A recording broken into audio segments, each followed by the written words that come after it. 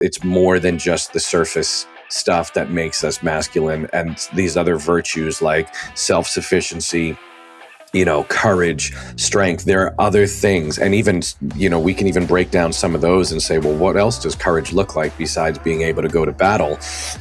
Courage looks like being able to ask for what you need. Courage is being able to admit that you have vulnerability, and that you're scared, and that you're able to lean into your dark side. So without getting into the weeds on that, I think that it's our job to reach those people simultaneously, the people who feel disenfranchised by masculinity but are more open to the personal development journey and conversation. We need to not give up on them either.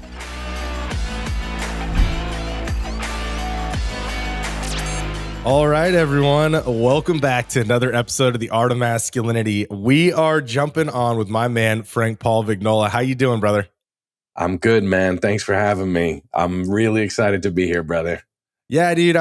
When you reached out to me, your email was like so good because I liked everything that you put in there. And I don't know if you had a team, but I loved everything you put in there. It really appealed to me. And I was like, bro, we got to get this guy on the show. This is going to be a lot of fun to have a conversation with him because you, just like me, are in this space of, man, I hate to say coaching men because men get real turned off by when you say coaching, but, we need it, right? We absolutely need it. And it's funny because it's interesting to hear you say that. It's I've been in the coaching space for about a decade now. And I remember when I first got into it, like, just to give you an idea of how long ago it was, I have the domain lifecoachingny.com. Wow. That's how long I've been in the game. And I remember when I first started talking about it, people didn't know what a life coach was. And definitely guys were kind of like resistant to it.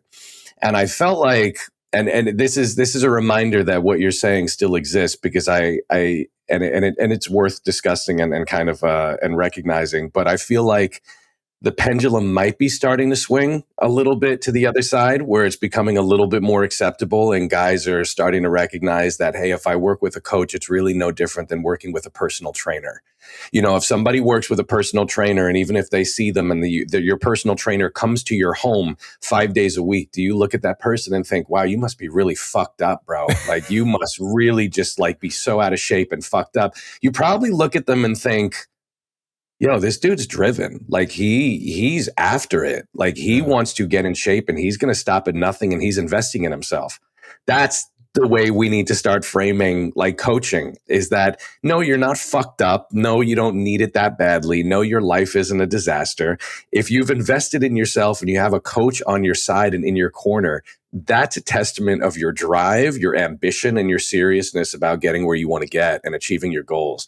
I think some people are starting to get more on board with that thinking, but there's still some guys out there that are resistant to it. Yeah. The old school thinking. Yeah. It's you put it perfectly, because when you get a train, like a lot of people in their adult age, majority of people, they get trainers, right? They're either not as driven as they were when they're kids and had availability to be at high school in like a gym, and then they had friends that were going to the gym, so they went because they were playing a sport, right? So then they get older, they don't have that, they'll get a trainer. But we also have coaches for sports your entire life. You have coaches doctors who are essentially coaching you on your health, or at least should be. We won't get into that conversation right now, but should be coaching you on your health, right? You have even high level, like every high level CEO that I know has business coaches and life coaches and all these things. But yet the average dude, the guys that like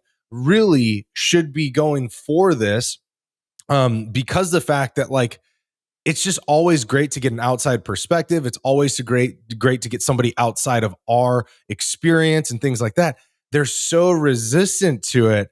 And I wanted to ask you, because you have this long experience with men, you visited it in the sense of it, you were kind of at the real front end of it, right? And now you're starting to see this pendulum slowly kind of go the right direction. But what do you think is still kind of this block and hold up from, engaging a life coach or even just a coach in general in even if people don't like the life coach thing, let's say like just a personal coach, right? Like to help you with business, to help you with life, relationships. What are you starting to see, or what do you believe is kind of still this real friction point for guys? I think it's a few different things. And if we're talking about men specifically, I'm going to acknowledge that there's going to be some societal norms that probably still govern our thinking, or Mm-hmm. a lot of men's thinking. And that's that there's if you're hiring somebody to help you get better at life, you know, even the term life coach, which you've seen, Johnny, we're moving more and more away from that. Now it's like Yeah. men's coach or business coach or accountability coach, which I'm glad, because life coach suggests that you need to be coached on life, or that you want to be coached on life, which obviously, right, means that you're just doing terrible at life. That's the story we tell ourselves. Yeah. So, you know, for a guy, to think about that and consider that, there's an admission that needs to happen of I need somebody to help me get better. I need somebody to guide me. And that's the story that they're telling themselves. And I think that that is largely linked to societal norms. Beyond that, I think there's a few other things. I think one, which is not really gender specific at all, is a fixed mindset.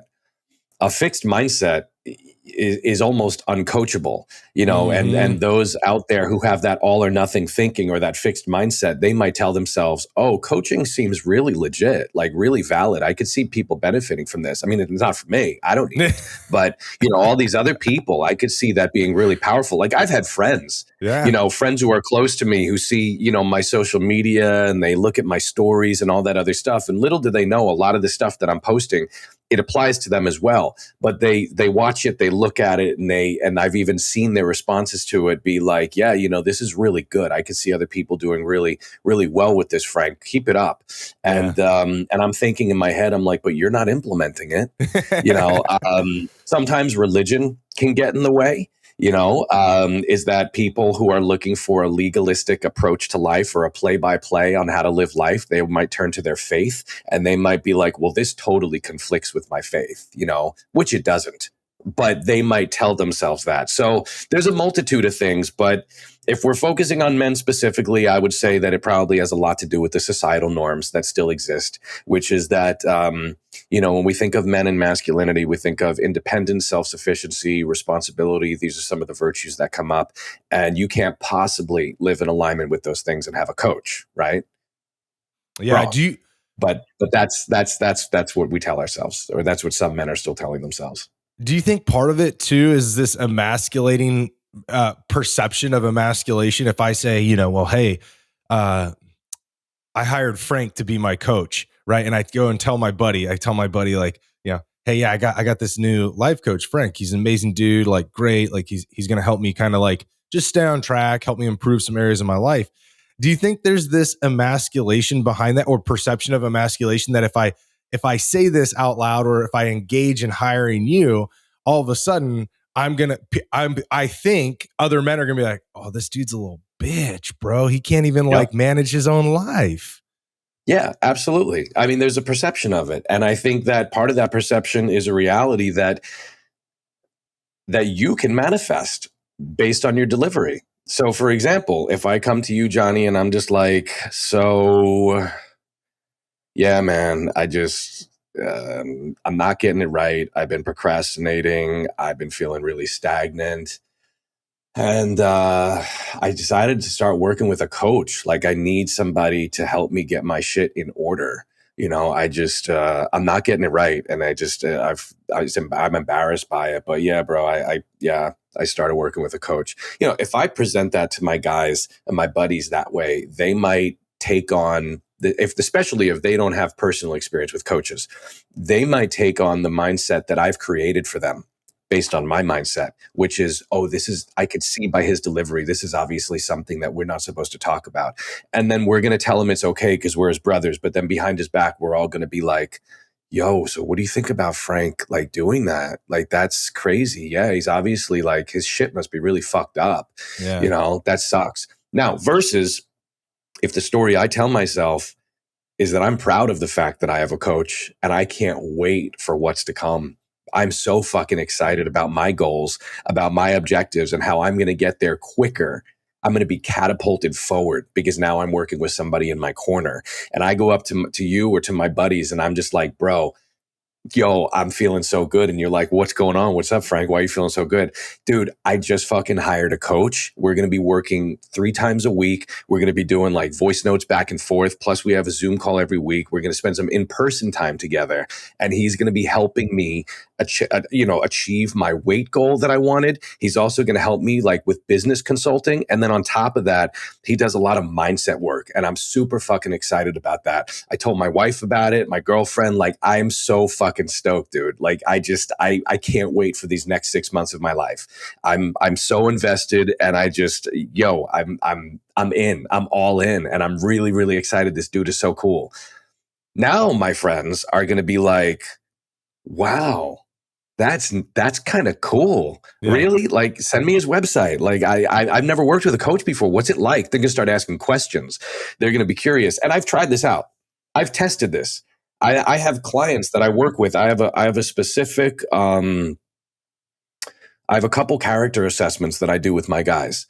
And one of them requires them to reach out to other people. And I give them the option to reach out saying, I'm working with a coach right now, and this is one of the exercises that I'm working on, or to tell a little fib and say, I'm reading this book on personal development. And one of the exercises in the book is dot, dot, dot. And one of my guys, and this is a younger guy too, where, arguably the younger generation might be more inclined to be less sensitive to their buddies and kind of like, get on them about something like this. And he expressed to me, he's about 23. I'm really, conflicted about this because I'm afraid that my friends are going to think it's corny. And I said, well, I'm going to challenge you. I'm going to challenge you to not tell them you got this from a book. I'm going to challenge you to tell them that you got this from a coach, that you're working with a coach. Talk about the work that we've been doing for the last couple of years. Talk about what you gained from it, how you grew. And I want you to present it with confidence and see if anybody responds in a way that is condescending or teasing. He came back to me a couple weeks later and he told me, I actually got a client from him.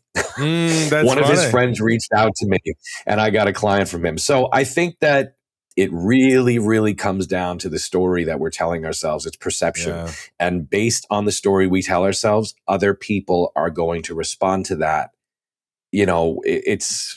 This is how we perpetuate this idea that coaching is a bad thing. We can be just as effective in perpetuating the idea that coaching is something that only badasses, high-performing people who really give a fuck about their life do. And then suddenly it's like, oh, for real? Yo, I want to save up to work with a coach. Yeah. So it's perception and it's story. Yeah, it's such a good point too, because I as well had a client and we did kind of an inversion of that kind of assessment and project where he didn't tell anybody what he was doing, but I had him paying attention to the way they reacted to his changes when he would socially hang out with them. And he would get all of these compliments. He'd come back to a call and be like, Johnny, I got this compliment. Like, people are like, bro, you look great. Like you look happier. Your energy feels great. Like, what are you doing? And they were asking him this stuff. And so we kind of did that experiment because we wanted to see like, hey, if you did this and say you had that the resistance, just see the effect you have on people after doing this kind of work of improving your mindset, your beliefs in yourself, how you see everybody, how you see the world. So anyways, it was a similar aspect, but we saw the changes and it was the same. It was the change from getting coached, right? And he was seeing without having to tell anybody. That was the beautiful thing. He was seeing the impact he was having on his ecosystem without even telling them, right? And so it was like, cool. If it shows you that much impact without having to tell them, think about what would happen if you did tell them what was going on and how you got this effect that they were feeling, right? So that's really cool. Man. I love that. That's brilliant because that's they get to see the results first. Yeah, correct. They get to see the results first, and then they become, envious or curious or admiring of these results that they're seeing. And I'll go one step further, and you might have even alluded to this, that once our guys that we coach, because you and I are very, very big on leadership, and masculinity, and I think that there's some overlap there. But I think a lot of the guys that we coach, probably in some way or another, whether they're conscious of it or not, end up becoming exemplars for their friendship circle. Yeah. And then if the people in their circle start actually looking up to them, yes, there's going to be a natural curiosity, right? They're going to be like, so, all right, what's your secret, bro? You know, what book, what podcast are you listening to? Yeah. What, you know, talk to me, tell me what you're doing. What supplement are you taking? You know, cause I want to double, you know, and then that's the opportunity, you know, if you didn't want to say it sooner, that's the opportunity to say, honestly, I decided to work with a coach and I invested in myself. And it turned my life around. And that's how we create this kind of positive association. And I think that I personally, in the last decade, have absolutely seen an arc. It's not perfect. It's not where we need it to be, but I've absolutely seen an arc of where it used to be, and the stigma of working with any type of mental health I'm not even going to call it mental health, helping professional. Yeah. Any type of helping professional, to where it is now. And just the popularity of some of these, you know, helping professionals and their pages on social media. And you got everybody from the boomers to the Gen Zs following, you know, even, you know, therapists, coaches, you know, and mentors, and how they're helping professionals. And I'm seeing that, and it's really making me happy, because I'm like, great. The stigma's starting to go away. You're right, though. It's not perfect. I don't know if it ever will be. You know, that's an interesting question. Can we bring traditional masculinity back, and simultaneously remove the stigma of having somebody else guide you? Can we do both? Can both exist? In my head, yes. Yeah. But realistically speaking, can both simultaneously exist? Well, I think for the men's movement to not fail like it did in the 80s and 90s, we have to do that, because we were all, you know, our age groups all brought up on a certain way of being a man, right? And you have this grittiness, you have this perseverance, you have this mental toughness, but then you also lack this introspection and evaluation and kind of outward or holistic perception, because you get very myopic. At some point, a man is only this way. So like, that's the failure I see in the generations before us that we need to bring along. And that's what I meant by the average man being like the you know, 90% of American men. Like, we got to get them on board, or we're going to just be like the failed attempt at this in the 80s and 90s. But my question for you was like, because you've been in for quite a while, and you've seen, you know, exactly where the men are coming from our generation and a little before us, right? You know exactly. But we've also started to see the pendulum swing in what masculinity is being kind of groomed to be, at least in Western culture, by the media and stuff. And so my question is, okay, how do we, because now they have almost a different issue, right? Like, I think they're more open to getting a coach, but they don't know how to do some of the things we grew up doing as men, right? Right. So like, how can we become a conduit for both sides of masculinity, or what's your perception on this? Let's start there. What's your perception on this kind of swing in the masculinity space? It's very, very, very much in line with your thinking, brother. So, and it's really refreshing and kind of exciting and inspiring to be sitting across from you virtually, but sitting across from you and being like, wow, somebody else who sees both sides. There is almost a dichotomy, or this perceived conflict between the coaching mentality, or the personal development journey, and the masculine journey. And there doesn't have to be. In fact, to your point, there should not be. I don't like to should, but there should not be. And I think that our job, yours and mine, and anybody else out there who considers themselves a coach for men and who values masculinity, or considers themselves a part of the masculine space or masculinist group, that our job as leaders is to be able to reach the people who don't agree with us, and to not give up on them, and to not shame them, to first make sure that they feel heard and understood for their positions. So the guys who are what we were first talking about, like the real, kind of old school traditional guys, that would never in a million years work with a therapist or any type of helping professional. We need to hear them first, and we need to not reject them or write them off. We need to hear them. We need to listen to them. We need to do our work to reach them.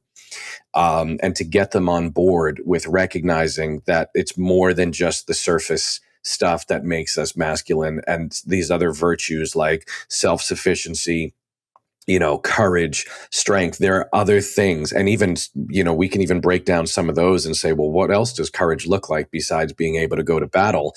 Yeah. Courage looks like being able to ask for what you need. Courage is being able to admit that you have vulnerability, and that you're scared, and that you're able to lean into your dark side. So without getting into the weeds on that, I think that it's our job to reach those people simultaneously, the people who feel disenfranchised by masculinity, but are more open to the personal development journey and conversation. We need to not give up on them either. And I want to make that really clear to my peers out there who think that I'm not cool enough to sit at their table as a masculinist, simply because I don't reject those guys. Yeah. I don't shame them. In fact, I invite them to my page, and I want them to stay because they're the ones that I need to reach. Yep. That's my job. It's my job. If my job was simply to have people follow me who already think like me, what the fuck kind of job is that? Bro. I mean, seriously, that's not very difficult. So what am I going to stand here all grandiose and be admired by you? Yeah. I don't, that doesn't make me feel purposeful. You know what I mean? That's just feeding my fucking ego. Our job is to reach the people who don't think like us yet. And I see the dichotomy between both ends of the spectrum. We have two different directions that we need to do that in, and hopefully be able to unify them, because there's a lot of divide. So I don't know if I got too into the weeds on that. No, I love it, dude. You are one of the, I love you even more after that part of the conversation. Cause like, honestly, this is one of the things that I have been trying to promote. And I've seen very few men in the men's space, and not knocking any of the men coaches. I am so grateful all of them are out there, because if they're resonating with a group of men and they're able to help them along the way, dude, more power to you. But I also see a lot of those coaches taking low hanging fruit, right? If you and I were to go out and be like, hey, protect, you got to learn how to protect and be that protector. And then you got to learn how to provide, and you got to be the provider. Right. If we get into the old paradigms of like the ancestral ways of being masculine, right? And you completely shut off the evolution of masculinity and shut off the next generations of this. Yes, I'm going to get a bunch of followers that are exactly just like me. And sure, I can make money off that, but that's not what I'm out here to do. That if we, like you said, if we were out here to do that, like, are we just inflating our ego at that point? Are we just, we're building a cult is what we're doing. I was just going to say. Rather than creating an evolution, and rather than actually helping people grow and evolve, we're building a cult, and it's very much us versus them, and we're throwing stones at the other side together. And I appreciate and admire your what's the word I want to use? Diplomacy, in being able to still see the good in what some of those guys are doing. I'm going to be a little bit less generous, and I'm going to say that I have a hard time celebrating them because they are perpetuating a divide, and that's very antithetical to the work that I want to do. And it's creating more problems. But it's okay with it because they don't really like me either. Like I said, I'm not cool enough to sit at their table because they think I'm pandering to one side or the other. And I don't pander. I don't pander. I stay, I stay in line with what my virtues are, and I'm willing to, don't get me wrong, I got into some fights on my page, and I'll push back, every once in a while. I'm human, but my goal is to never shame somebody because they don't think like me, or to dismiss them but to Yeah. instead try and educate them. And in order to penetrate, I have to hear them first. They need to feel seen Correct. and heard and understood. Yeah. Correct. So Yeah. that requires a part of a quality that is not typically associated with masculinity, which is what? Compassion, Correct. empathy, humility, right? You know? Yeah. Yeah. Well, and I think one of the big things, and obviously you and I can get into this a little bit too, but I think one of the big things I have seen is that those kinds of men's coaches have done almost zero education on masculinity in and of itself. They're just like, I'm a man, I've experienced it, I've done some things in life and persevered, I can coach. Right. I'll give Right, the philosophy of the ancestors. I'll give the philosophy that my religion gave me, and I'm going to base my coaching program or my group around this. And you see a lot of them do that, right? That's why I call it like low hanging fruit. They're already like-minded men, and they may or may not be progressing them, but they could be, perpetrating old values that definitely are not serving the evolution of masculinity. But you see that like happening. And, counter to that, we have to be able to open up that door and say like, hey man, why do you believe this? Or like, hey, let's actually talk about this. But you can't have that conversation unless you've had the education around it. Like that's what I have found out. And I'd love to dive into it a little bit with you, is that like a lot of these guys that are there in the men's coaching space have not done like the sociological research. One of the only men I've actually had a conversation around that has read some of the deep older books like I have, because sociology around masculinity has only been around since about the 1970s, really. And is Jack Donovan. Jack Donovan's done a lot of the research and read the books from feminist writers and read the books from transgender women who were actually was one of the preeminent sociologists behind studying masculinity. Anyways, he's read these things, but all the other guys that I talked to have not. And then all they want to go off of is, at the deepest point is Carl Jung, right? Which, okay, cool. I get it. And I love Carl Jung. He's got some great work because he kind of expanded on Freud's stuff. But there's more work out there psychologically and sociologically that you need to kind of, combine.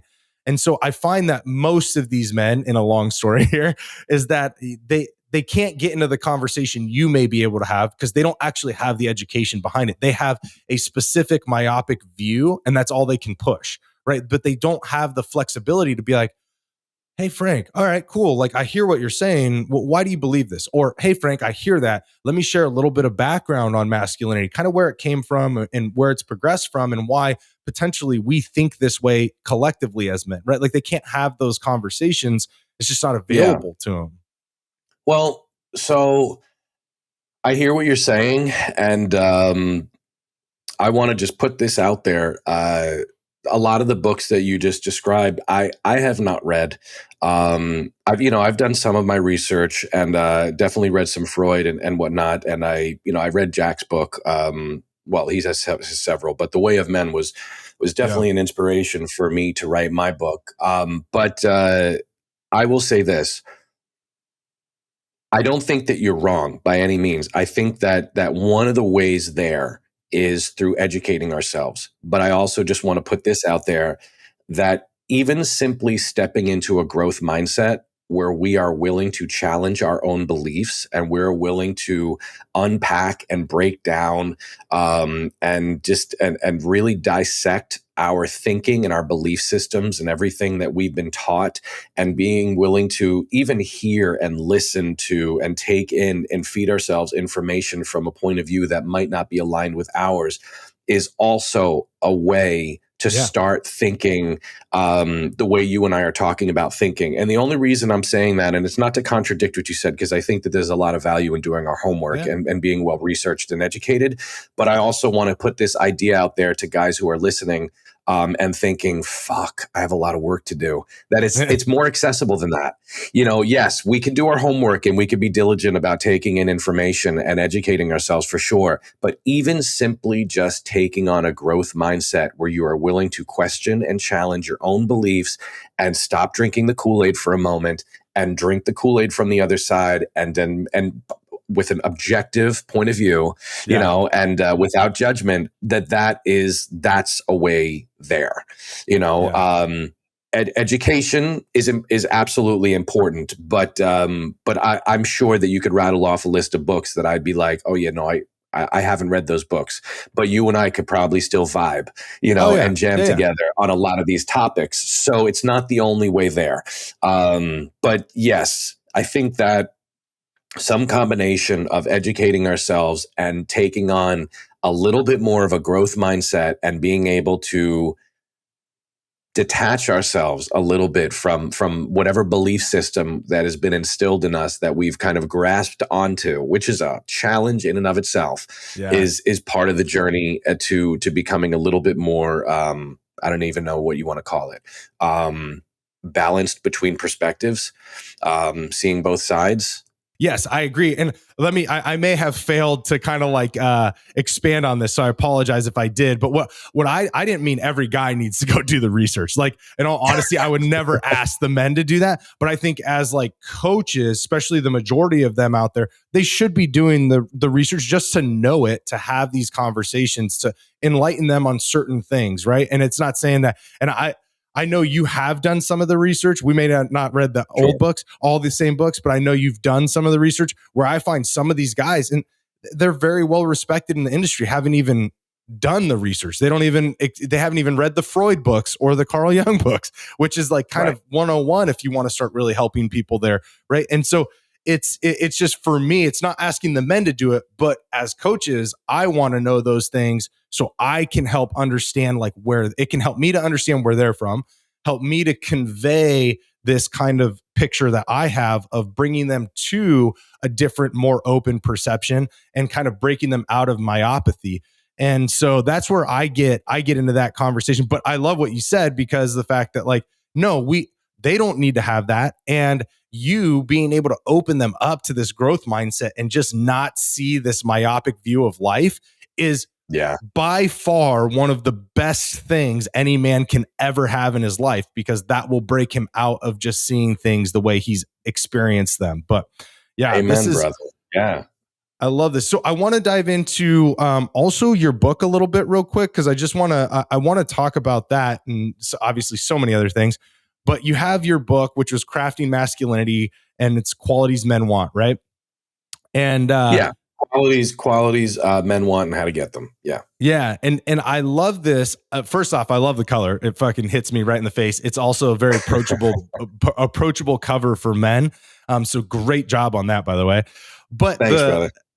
I love that you threw masculinity in the title, because it's a term where guys get oh man, how do I put this? Guys get it rubs them a little bit, because your question, like I feel, as at least my perception of talking with guys, is it causes them to be like, oh, this dude's trying to tell me I'm not a man, right? Like what? Or some guys get confused on the term masculinity because it's been so popularized in media that they're like, oh, what's this dude talking about? Transgenders? Like, and you're like, okay, all right, bro. Okay. Right.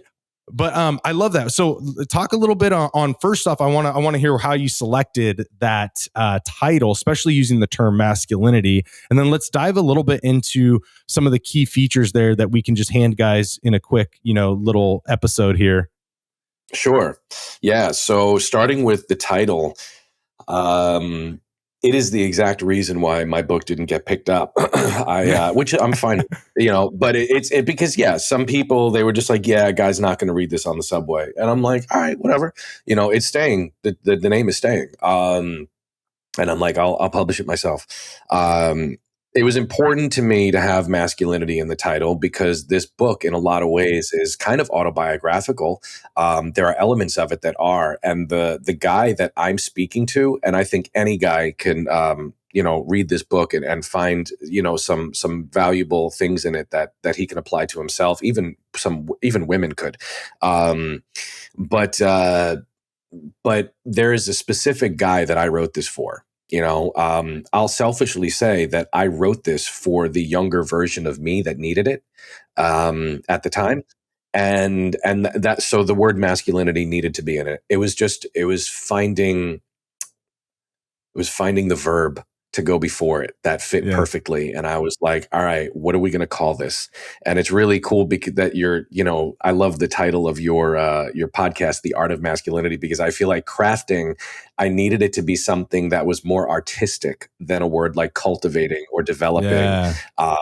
And because crafting suggests that there's an artistry in it, that there's a creative process, so that's how I landed on the title. Which is pretty literal. And then, the book itself, it really is unlike a lot of probably the books out there. There is research in my book. Don't get me wrong, and it is rooted in a knowledge and understanding of where masculinity came from and the timeline of masculinity. But that said, a lot of my book, and I say this right in the introduction, is rooted in my personal experience with masculinity and also my professional experience coaching men for a decade and looking and seeing the parallels in the qualities they admired most in other men and wanted for themselves. So the title Masculinity, when I say crafting masculinity and people think, well, that's ballsy. Who the fuck are you? And what kind of authority do you have to teach somebody how to be masculine? Part of that is my definition of masculinity for the purpose of my book is simply qualities. Like the subtitle really is my definition of masculinity for the purpose of this book, which is qualities men want. It's the things that I didn't write a book that was meant to be in the philosophy section, and I'm not knocking books that are. I wrote a book that is a handbook for guys today that have come to me and said, I want to work on developing my voice. I want to work on, some of the external stuff like my voice, my physical presence, my strength, but I also want to do some of the internal stuff and, like around courage, but not courage in the sense of, how to fight the beast and bring home food to my family, because that's not happening for me today. What's happening for me today is in the workplace, I need to learn how to assert myself. I need to learn how to set boundaries and say no. So those are the things that are in this book. This book is for a guy who, these are what I've seen from the guys who have come to me and from my personal experience combined with some of the research that I've done, the qualities that are most admired in men today by men and that they want for themselves, and my journey on how I got them and how I've taught other men to get them. And I certainly don't feel like I've perfected all of them. I'm still working on so much of the stuff that's in my book. But that's essentially the purpose of my book. Yeah. I love that. It's like man. A how-to guide. Yeah, I love that. It's because you're giving an introduction to this development and evolution of men, right? Like and that's where I think the power is, and kind of maybe succinctly the underlying theme you and I have been talking about for the last 30 minutes has been, hey, like there is this power of opening the door to development to then allow you to take more steps deeper into it. And that's what I love about your book. That's why I love the title as well. And it is like it is such a, we have the ability, it's malleable. We have the ability to shift and change it, not only with how we're evolving in life as human beings, but also with how sociologically we're evolving in life as a group, right? It has to, right. I mean, God, man, like the things you could have said 20 years ago, you can't say those things today. And it's not that you can't say them because someone will blast you in the media, right? It's like, who gives a fuck about that? I don't really care what people say about me. But the big thing is you can't like say them because the fact that you can actually get like lawsuits put on you, or you can get like, you can actually get like real things that could damage you financially on you because of how society has evolved. And those are the things that we have to really understand to evolve as men, to continue to hold society up and to continue to also hold society accountable. Because when men falter, we see society crumble and we see a lot of detrimental effects. Chaos happens, right? Like strong men are what keeps society kind of balanced. And I want to dive into that too with you, because I think this is a great topic. And what we're seeing today with so much chaos around the world. And it's like, do you believe? I have my beliefs, but I would love to hear your belief. Do you believe that we're losing this strong man figure within society globally, which is why we're starting to see a lot of chaos? Or do you think do you think we're starting to overbear with kind of maybe old mentalities of strong men that's causing a lot of the dysfunction? What's your take on this? Probably a little bit of both. I think that the overbear, which might have happened at some point on the timeline, has created pushback, which has created conflict and divide. But I think also the pushback created the idea that it was wrong or bad or shameful to and unevolved to be the stereotypical strong man, and that also has contributed to it because now we're missing that and we're lacking those qualities and those virtues in society. So I really do think it's a bit of both. What I'm happy to see happening, and I don't know if it's simply because I've been seeking out guys like you as I dive farther and farther into my personal journey, and this goal of mine and this objective to get this message out there and to kind of and to be a leader of men in some way, that I've been able to reach guys like you who are in alignment with my thinking, or if it's also because there are more guys like us happening now because one, it's needed, but also it's being more acceptable to talk about it. It feels to me, and correct me if I'm wrong or if you disagree, it feels to me like the pendulum started on one end and then it swung really, really far to the other end, too far. And it feels like it's slowly, finally starting to make its way back to the middle. That's where I feel like we're at right now. I feel like a year ago, even as recently as a year ago, it was harder to talk about masculinity than it is right now. I feel like the pendulum is just finally starting to swing back to the center. What do you think? I mean, yeah. I think there's a case to be made for that. I'm seeing that there's still a lot of oh, it's kind of hard because you have the paradigm shift to the complete opposite side has created it's more generational gap than anything, right? So now we're having to, like we were talking about a little earlier, we're having to, instead of having to convince one side because it was a majority of men, we're now having to convince two sides to bring the pendulum back to the middle. And I feel like that is where even as men's coaches, well, yes, it's I think it's a little easier for us to be open about like, hey, I talk about masculinity. I'm a men's coach, all these things. It's easier for us to come out and say these things and it for it to be socially accepted. The fight is really now we're having to bridge two different gaps of masculinity because we're seeing like two severely different influences of men generationally within society.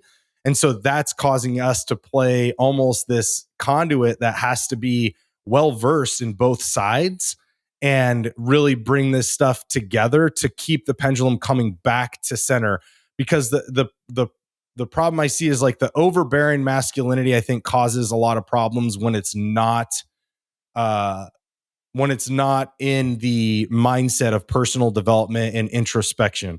And then the other side of it is like when you go so far to the other way is they lack the qualities of strong men. So you have to give them those, but they have the ability of introspection, right? And so the balance seems to be kind of dysfunctional there, but I would say that I agree to an extent that it is coming back, but it also is making us as coaches really stretch ourselves to be more well versed for both sides so we can bring them to that Right. central place, right? Does that make sense? It makes perfect sense because I think we have to adjust based on where the pendulum is. For And sure. I think that's where it is right now requires us to, this is a very difficult task and it requires us to do exactly what you talked about.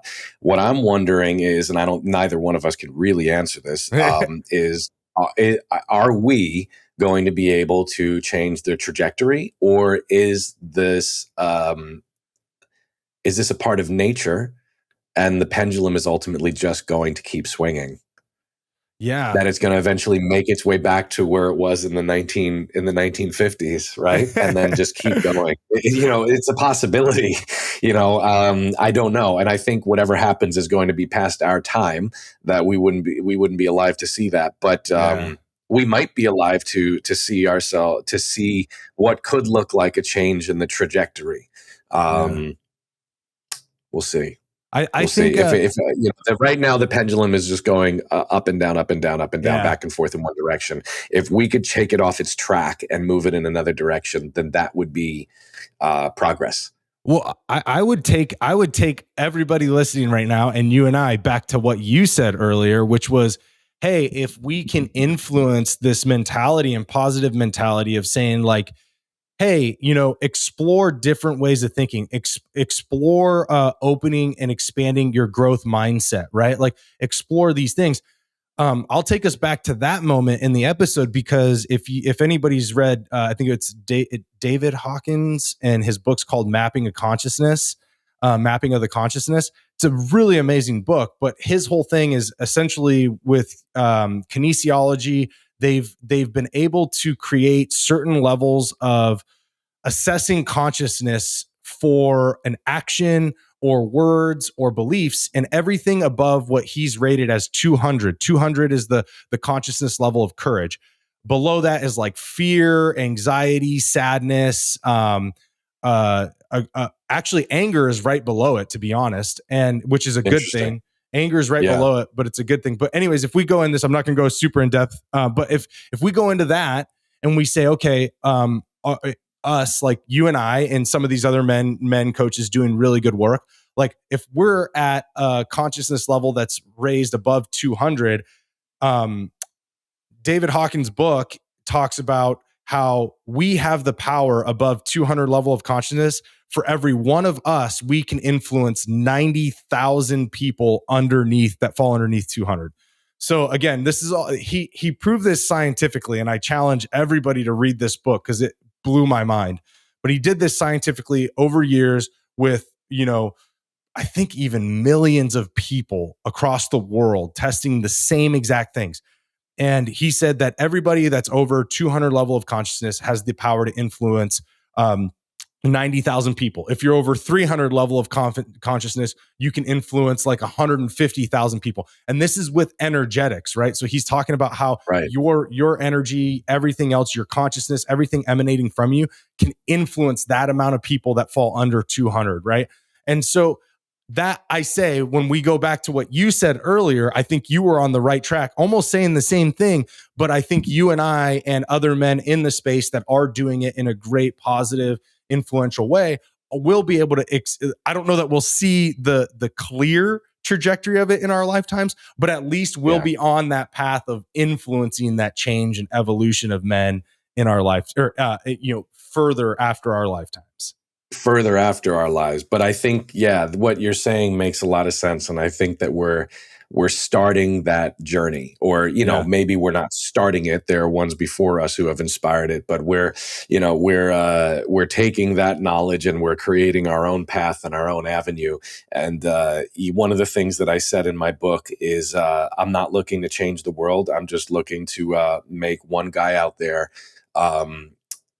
not have to struggle with feelings of inadequacy about his masculinity, and change one guy's life. But that said, I encourage anybody who reads the book to become an exemplar for the guys around them, rather than to meet them with shame or judgment, because they've evolved past them, perhaps in some ways. That instead to be the exemplar and to be the leader. And I think that I will check out the book that you just mentioned, but I think that that's probably how it happens, is that if we impact one person, that there's an energy shift in them, and then they impact whomever they impact, and then there's an energy shift, and then so on and so forth. And I guess what I'm curious about, and I don't want to get too into the weeds on it, but I'll check it out in the book, is how your level of your frequency level, or whatever it was that he said in terms of the metrics and the scoring, how that number and why, as it increases, the energy vibration makes you able to reach more people or to impact more people versus the other way around, which actually is, it creates a lot of hope, also, because I would have thought that it could work in both ways, that the negative impact can also create just as much influence as the positive emotion or the higher vibration frequency impact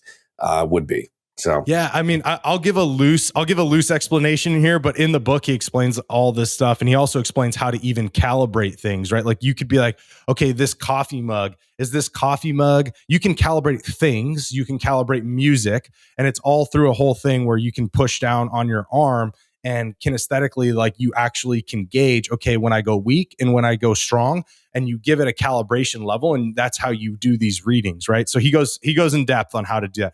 But I would say, okay. from after reading the book, the reason why is because once you're above 200, once you've experienced that consciousness level, there's no way that you can get brought back down and then stay below 200, right? Because you've already experienced the ascendance to above courage, and courage is the thing where that's why why he says anger is actually good, because you're on the precipice of courage. Because anger says, when I get angry, say for instance, I'm a guy and I'm angry about my financial state because my friend Frank makes a lot of money and I love the life that he has, and I get pissed off, right? I'm like, well, shit, fuck this. Like, I'm tired of making this money. I need to do something else. Well, now anger just gave me courage to go explore something different. And now I ascended in the consciousness level. And now I took action on, maybe making my own mug company, right? And now I started making more money. But then I start to feel better about myself and I start to improve, and my consciousness starts to get raised. And then the same thing goes underneath 200. Your point is pretty on point. Whereas, like, for instance, he talks about how Hitler was actually above 400 in his initial level of message. And then at some point, and he goes into where it was, but at some point he basically dove down to like 40, right? And then it became super toxic and negative. But he was influencing a massive amount of people because they were all resonating below 200. And so he's actually done the conscious level. I mean, he passed away in like 2017. So up until that point, he had calibrated the consciousness level of like the earth, right? And it was like below 200. I think at that point in 2017, we were like 170 is what he said. But anyways, it's very fascinating to explore in how this conversation takes place. And when he references certain figures in the past, like for instance, Gandhi and Mother Teresa were up at like 700. They were way up in a very spiritual realm in which they could influence massive numbers of people just through their energy, which they did. And it was simply through their acts and their level of consciousness behind their acts. And so it was a really cool, it's a fascinating book, dude. It's so cool. I think you're going to really love it. And I think anybody listening, Yeah, you I guys will think I really love am it. too. I'm lighting up as you're talking about it. I think it's going to be my next up after the one that I'm currently listening to. And if it's as good as what you're saying, it's going to be one that I recommend to clients, because I think that it sounds like something that could be really good for coaches or anybody that's in a leadership position. But it also sounds like it could be really empowering for anyone, not just coaches and leaders, but just empowering to know that. That once like you said, once you go above courage, you're not dropping back down, that it's an upward, trajectory. Yeah. Cool. Yeah. I love it. And I was sitting there listening to you and thinking how excited I was about checking this book out, and also simultaneously thinking, dude, our nerd sides are so coming out right now. Oh, dude, Yeah, I I love it, totally man. your inner nerd. Yeah, I'm like he could totally nerd out over some stuff like this with me. I could get really in deep on some of this kind of like just like the energy stuff and just the psychology of how we work and brain stuff. And I know that some of our peers and some coaches out there, you might lose them at a certain point where it's just like, all right, bro, you're getting too deep on that. And I'm just like, no, let's go deeper. Let's talk about it. I get into like hypnosis and like visualizations and all this other stuff with my guys. And sometimes even my guys will every once in a while be like, all right, Frank, that's a little bit too woo-woo for me. It's a little too hokey. And I'm just like, keep an open mind. I'm like, this is going to Yeah. be a game changer for you. Let's go for the ride. You know, that's where I pull from some of my acting background. And I use some of this kind of like energetic work and just some of the, I get in the weeds on it, and I totally nerd out on this stuff. So I'm not going to, but yeah, I'm vibing with you, and I definitely will check out the book. Yeah, I love it, bro. Oh my God, dude. We could talk forever. We may have to do a part 2 because this has just been such a fun time with you, brother. And such a No way, great it's been an hour already. conversation. That's So crazy. much to enlighten men out there everywhere, and also women who take a listen. I think a lot of women will learn a lot behind, you know, men and their mindsets and masculinity, even just from this episode. So I really appreciate you diving in with me today, brother. Let's tell everybody what you got going on right now, where they can become part of your ecosystem, and where they can find your book and everything else. Yeah, sure. So the book Crafting Masculinity, you can find that right on Amazon. As for my coaching, you could just go to my website, which is either frankpaulvignola.com, or if you don't want to try spelling that out, just go to masteredman.com. That's masteredman.com. And you can also just look me up on Instagram, and you can follow me there. Awesome. And to everybody listening, as always, make sure to check out the show notes. We will post all of this in there so you can get a hold of whatever Frank has going on, get part of his ecosystem. Obviously, he is a well-versed man, and I definitely couldn't promote a better dude out there, because there's a lot of things I don't like in the world of the men's development space. And it seems like you're on a path of really, truly helping every guy out there that you can come in touch with, and is allowing to be open enough to allow coaching and exploration of what that looks like. So I appreciate your message. I appreciate your views. And one last thing before we hop off, brother, is my final question for you. And you kind of alluded to some of this earlier. What does the art of masculinity mean to you? So yeah, and having listened to your podcast many times, I really chewed on this and thought about it, and what I landed on was the art of masculinity. To me, is loving, crafting, and embracing the aspects of ourselves that we as individuals associate with being male. And that means loving and celebrating, even sometimes in a gratuitous way, and showcasing the parts of ourselves that we absolutely love and that we're excited about. Crafting and honing and kind of cultivating and developing the parts of ourselves that we want to grow, and simultaneously embracing and even kind of peering deep into the abyss of the parts of ourselves that maybe are ugly or dark, or that we're afraid of. I think it's all of those things. It's the entire spectrum of those things. And I think most importantly, it's being able to see the humanity, the beauty, and the art in that process. I love that, dude. That is eloquently put, and I can tell like you have a lot of experience and put a lot of. I did my work, brother. I was gonna come in prepared. I was like, he asked this question to everybody. There's no way I'm gonna fucking drop the ball on that one. But yeah, brother, I so appreciate you, man. Thank you, brother. I appreciate you. And to everybody listening, please go check out Frank. Go check out everything that he's got going on. And always remember that the world deserves a better caliber of man, and it's our obligation to give it to him. All right, guys.